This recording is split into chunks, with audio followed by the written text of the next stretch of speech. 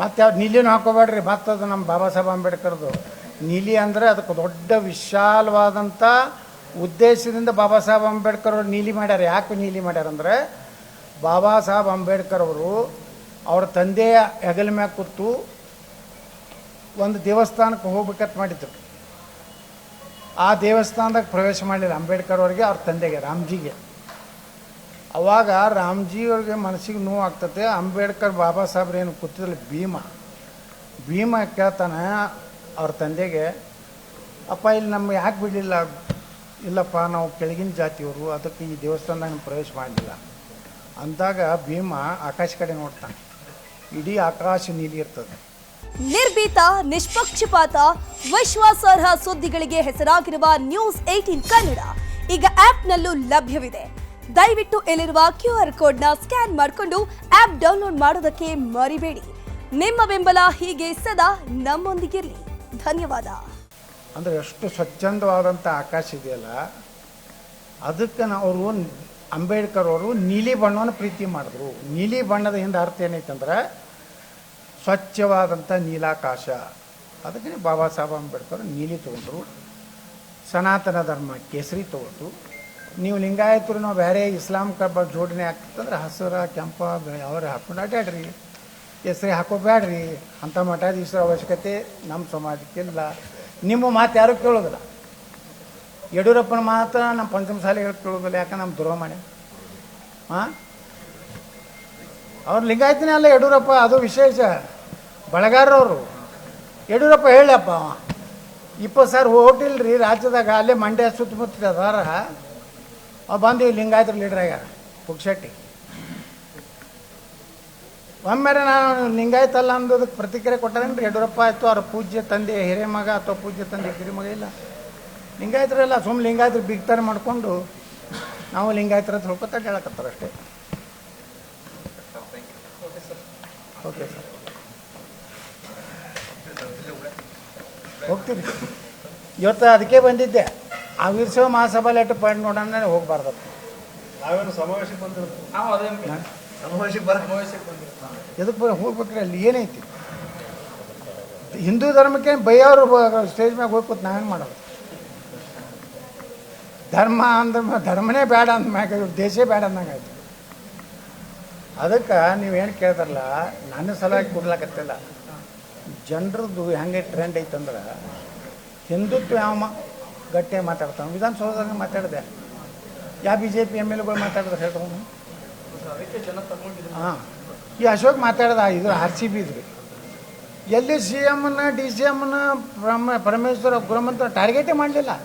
ಹಳ್ಳಿ ಮೇಲೆ police officer ಏನು ಮಾಡ್ಯಾರಿ? ಪೊಲೀಸ್ ಆಫೀಸರ್ ಸ್ಪಷ್ಟ ರಿಪೋರ್ಟ್ ಇತ್ತು, ಇದನ್ನು ಮಾಡಿದ್ರೆ ಅದು ಇದು ಆಗೋದಿಲ್ಲ, ನಮಗೆ ಇನ್ನೂ ಪೊಲೀಸ್ ಬಲ ತರಬೇಕು, ಒಂದೇ ದಿವಸನಾಗ 24 ತಾಸು ಮಾಡಂದ್ರೆ ಆಗೋದಿಲ್ಲ, ಇದಕ್ಕೊಂದು 2-3 ದಿವಸ ಅವಕಾಶ ಕೊಟ್ರು ಅಂದರು. 12 ಜನರು ಸಾವಾಗ್ತದೆ. ಅವ್ನು DK ಶಿವಕುಮಾರ ಅಲ್ಲಿ ಸಾಯ್ಲಾಕತ್ತಾರ ಉಸಿಲುಗಟ್ಟಿ ಆ ಸ್ಟೇಜ್ ಮುಂದೆ. ಇವ ಕಪ್ಪಿಗೆ ಬೆಲ್ಲ ಕೊಡ್ಲಾಕತ್ತ. ಆರೋಪಿ 1, 2, 3 ಯಾರಾಗಬೇಕು? CM, DCM, ಗೃಹ ಮಂತ್ರಿ. ಹೋಗಿ ಪಾಪ 3 ಮಂದಿ ಪೊಲೀಸನ್ನ ಆಫೀಸರ್ ನೀವು ಸಸ್ಪೆಂಡ್ ಮಾಡ್ತಾರಲ್ಲ, ಯಾರವರು? ಅವರು ಹಿಂದುಳಿದವರು, ವಾಲ್ಮೀಕಿ ಜನಾಂಗದವರು. ದಯಾನಂದ, ನೀವೇ ಒಂದು ಕಡೆ ವಾಲ್ಮೀಕಿ ಜನಾಂಗದ್ದು 184 ಕೋಟಿ ರೂಪಾಯಿ ರೊಕ್ಕ ತಿತ್ತೀರಿ. ನೀನು ಬೋವಿ ಒಡ್ರ ಸಮಾಜದ ಎಷ್ಟೋ ಅದು ಲೂಟಿ ಆಗೈತಿ. ನೀವು ಹೇಳ್ತೀರಿ ನಾ ದಲಿತ ಪರವಾಗಿದ್ದೀನಿ, ಹಿಂದುಳಿದವ್ರ ಪರವಾಗಿದ್ದೀನಿ. ಅವ್ರು ರೊಕ್ಕ ತಿನ್ನೋರನ್ನ ವಜಾ ಮಾಡೋದಲ್ಲ, ಅವ್ರಿಗೆ ಶಿಕ್ಷೆ ಆಗು. ಈಗ ಮತ್ತೊಂದು ಸಚಿವ ಮಾಡ್ತೀನಿ ಅಂತೇಳಿ ಸಿದ್ದರಾಮಯ್ಯ ಹೇಳ್ತಾರೆ. ಯಾರು? ವಾಲ್ಮೀಕಿ ಹಗರಣದಲ್ಲಿದ್ದವ್ರನ್ನೇ ಮಂತ್ರಿ ಮಾಡ್ಬೇಕತ್ತಾರೆ. ಈಗ CBIದವ್ರು ಮೊನ್ನೆ ನಾನು PIL ಹಾಕಿದ್ದೀವಿ ನಾವು ಹೈಕೋರ್ಟ್ನಲ್ಲಿ. CBI ಕೊಟ್ಟರು ರೆಫರ್ ಮಾಡಿದ್ವಿ. ಈಗ CBIದವರು ವಾಲ್ಮೀಕಿ ಹಗರಣದ ಭಾಳ ದೊಡ್ಡ ಭ್ರಷ್ಟಾಚಾರ ಆಗೈತಂತ ವಿತ್ ಪ್ರೂಫ್ ಡಾಕ್ಯುಮೆಂಟ್ಸ್ ಕೊಟ್ಟಾರೆ. ಅಂದಾಗ ಈ ರಾಜ್ಯ ಕಡೆ ಇವರು ಕಾಂಗ್ರೆಸ್ ಏನು BJP ಅವರು ಅಡ್ಜಸ್ಟ್ಮೆಂಟ್ ರೀ. ವಿಜಯೇಂದ್ರ RCBದು ಚರ್ಚೆ ಆಗ್ಲಕತ್ತದ ಸರ್. 1 ಮಿನಿಟ್ ಕೊಡ್ತಲ್ಲ ಒಳಗೆ. ನೀವು ಚರ್ಚೆ ಆಗಾಗ ಪೊಲೀಸರನ್ನ ಟಾರ್ಗೆಟ್ ಮಾಡ್ಲಕತ್ತೀರಿ. ನಾದೇ ಅಶೋಕಿಗೆ ಅದೇ ಕೇಳಿದೆ. ಸೊ ಯಾರು ಕರಿ ಬಸವನಗೌಡ ಯಾರೋ ಆಫೀಸರ್ ಬಿಳಿ ಬಸವನಗೌಡ ಬರೀ ಇದೇ ನಡೆಸಿದ್ರು ಹೊರತು CM ಆರೋಪಿ ಅಲ್ಲ. DCM ಅದನ್ನು ಹೇಳೇ ಇಲ್ಲ ಅಶೋಕ್, ಬರೀ ತೇಲಿ ಬಿಟ್ಟು ಸಮಾವೇಶಕ್ಕೆ ಎಲ್ಲರನ್ನೂ ಕೂಡಿಸ್ಕೊಂಡು ಹೋಗ್ತು ಅಂತ ಹೇಳ್ತಾರೆ. ತಮ್ಮಂತವ್ರಿಗೆ ಆಹ್ವಾನ ಕೊಟ್ಟು ಆ 3 ಕುಟುಂಬದ ಸಲ ಕರೆದಾರೆ ಅವರು. ಈ 3 ಕುಟುಂಬದ ಬ್ಲ್ಯಾಕ್ ಮೇಲ್ಗೆ ಹೈಕಮಾಂಡಕ್ಕೆ ಮಾಡ್ಲಕ್ಕಟ್ಟೇ ರೀ. ನಮ್ಮ ಹಿಂದೆ ಇಡೀ ವಿಶ್ವಲಿಗಾಯ್ತರ ಅದಾರ. ಇದನ್ನು ಉಪಯೋಗ ಮಾಡಿ ಯಡಿಯೂರಪ್ಪ ತನ್ನ ಮಗಂದು ಕುರ್ಚಿ ಉಳಿಸ್ಬೇಕಾಗಿತ್ತು, ಅಧ್ಯಕ್ಷ ಸ್ಥಾನ ತೆಗಿತಾರೆ. ಈಗ ಅದು ನಿಲ್ಲಾಗಿತ್ತದು, ವಿಜೇಂದ್ರ ನಿಲ್ಲಾಗಿಬಿಟ್ಟೈತಿ. ಅವೇ 4 ಅದೋ ಅಲ್ಲ ಅವ್ನ ಹಿಂದೆ ಪ್ರೀತಮ್ ಗೌಡ ಅವ ಎಲ್ಲ ನಾಪತ್ತೇನಾಗ ನಾವು ಭಾಳ ಮಾತಾಡ್ತಿದ್ದ. 50,000ಕ್ಕಿಂತ 1 ಓಟ್ ಕಡಿಮೆ ಆದರೂ ನಾವು ಆಮೇಲೆ ಲಗಾನೆ ಹೊಡೆದೋದ. ಅವ ರುದ್ರೇಶ ತಂದನ್ರಿ, ಆ ಗ್ರಾಮ ಪಂಚಾಯತಿಗೆ ಆಚೆ ಬಂದಿಲ್ಲ. ಈಗ ಅವ ಯಶವಂತಪುರಕ್ಕೆ ಇದು ಅತ್ತ ಕ್ಯಾಂಡಿಡೇಟ್ ಅತ್ತ. ಯಾರು ಕೇಳಿ ಯಡಿಯೂರಪ್ಪ ಘೋಷಣೆ ಮಾಡ್ತಾನೆ. ಇನ್ನೊಬ್ಬ ತಮ್ಮೇಶಗೌಡ ಅತ್ತ, ಇನ್ನೊಬ್ಬ ಯಡಿಯೂರಪ್ಪನ ಅವನೋ ಒಬ್ಬ ಸಂಬಂಧಿಕ ಅದಾನೆ. ಏನಪ್ಪ ಇವರು 3-4 ಮಂದಿನ ಬಿಟ್ಟರು, ವಿಜೇಂದ್ರಿಂದ ಯಾರೂ ಇಲ್ಲ. ಅಲ್ಲೆಲ್ಲಿ ಒಂದೊಂದು ಜಿಲ್ಲಾಧ್ಯಕ್ಷ ತನ್ನ ಚೇಲಗಳು ಮಾಡ್ಯಾನ. ಅವೊಂದಿಟ್ಟು ಯತ್ನಾಳ್ ವಿರುದ್ಧ ಒಂದು ಸ್ಟೇಟ್ಮೆಂಟ್ ಕೊಟ್ಟವು.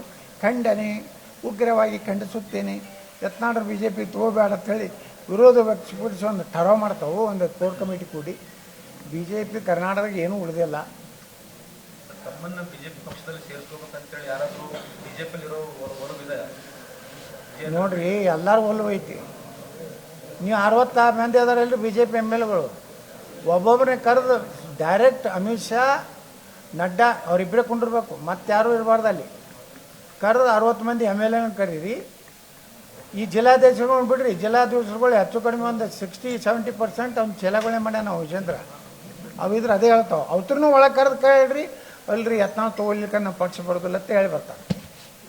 ಆದರೆ ಇವ್ರಿಗೆ ಮಾಡಲಾಗ್ಯಾರ ಮ್ಯಾಗಿನವರು ಶಾಸಕರ ಅಭಿಪ್ರಾಯ ತಗೋದಿಲ್ಲ.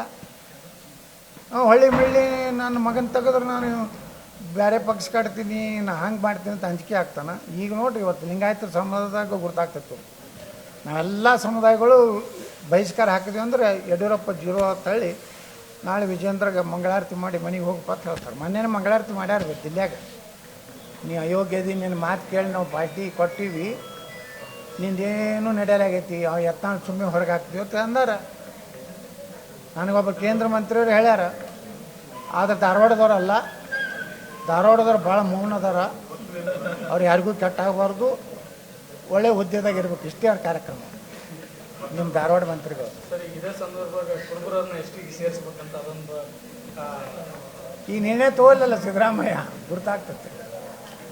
ಕೊಡ್ಬೇಕಂತಾರೆ ಕೊಡ್ಬಾರ್ದು, ನಾವೇ ಕೊಡಬಾರ್ದತ್ತೀವಿ. ನೀವು ಪರಿಶಿಷ್ಟ ಜಾತಿ ಪರಿಶಿಷ್ಟ ಪಂಗಡಕ್ಕೆ ಏನು ಮೀಸಲಾತಿ ಕೊಟ್ಟಿರಲ್ಲ, ನೀವು ಇನ್ನೊಂದು 1%-2% ಹೆಚ್ಚು ಮಾಡಿರಿ, ನಮ್ಗೆ ಇರೋದಿಲ್ಲ. ಮುಸ್ಲಿಮರು ಏನು ಕೊಟ್ಟಿರಲ್ಲ ರಿಸರ್ವೇಷನ್ ತೆಗೀರಿ. ಅದೇ ದಲಿತರಿಗೆ, ಪರಿಶಿಷ್ಟ ಪಂಗಡದವ್ರಿಗೆ, ಲಿಂಗಾಯತರಿಗೆ, ಒಕ್ಕಲಿಗರಿಗೆ ಎಲ್ಲರಿಗೆ ಹಂಚ್ರಿ. ನಮ್ಮ ಲಿಂಗಾಯತರೊಳಗೇನು ಬಡವರಿಲ್ಲ, ಒಕ್ಕಲಿಗರೊಳಗೇನು ಬಡವರಿಲ್ಲ, ಬ್ರಾಹ್ಮಣರಾಗ ಬಡವರಿಲ್ಲ, ಮರಾಠರ ಒಳಗೆ ಬಡವರಿಲ್ಲ, ನಮಗೆಲ್ಲ ಹಂಚ್ರಿ. ಮುಸಲ್ಮಾನರಿಗೆ ಯಾಕೆ ಕೊಡ್ತೀವಿ? ಮುಸಲ್ಮಾನ್ ಇಸ್ಲಾಮ್ಯಾಗ ಕೊಡ್ಲಿಕ್ಕೆ ಬರೋದಿಲ್ಲ. ಭಾಳ ಆದ್ರೆ ಪಿಂಜಾರ ಗಿಂಜಾರ ಏನು ಅದಾವಲ್ಲ ಕೆಲವೊಂದು, ಅವರಿಗೆ ಅಟ್ಟು ಕೊಡ್ರಿ. ಬಿಟ್ಟು ನೀವು ಇಡೀ ಮುಸಲ್ಮಾನ್ರಿಗೆ ಕೊಡ್ಲಿಕ್ಕೆ ನಿಮ್ಗೆ ಅಧಿಕಾರ ಇಲ್ಲ.